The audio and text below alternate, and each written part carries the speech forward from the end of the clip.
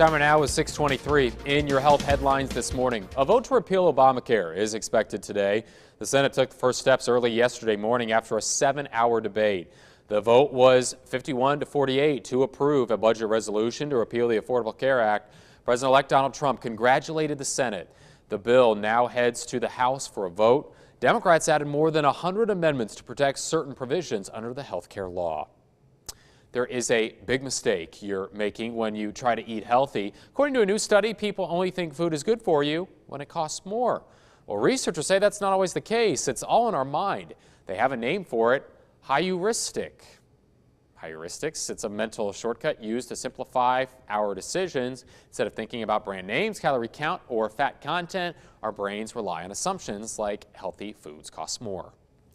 Stem cells may hold the key to restoring eyesight, as the number of people who lose their sight due to age-related degeneration of the retina is on the rise. Cell replacement therapy, though, in the early stages is showing real promise to restoring retinal health. It involves training adult skin cells to act like embryonic stem cells doctors can convert to retinal tissue. It's worked in mice as their vision gradually improved. The next step is to test the process with human cells. Turns out that your appendix may not be as useless as you may have thought. Scientists have speculated that the appendix is a throwback to our primate ancestors and that it doesn't really have a function anymore. But new research suggests the appendix may actually serve an important purpose by boosting immunity and acting as a safe house for beneficial bacteria in the gut. Those who have had their appendix removed, though, don't need to worry because they tend to live relatively healthy after surgery and have no major side effects. To avoid unhealthy foods and extra calories, researchers say, serve yourself. New research found that people who cut their own piece of cake or dish up their own treats take less or none at all. Researchers say if someone else gives you the dessert, you're more likely to blame the bad decision on that person. But if you're in control, you don't want to feel guilty and will eat less.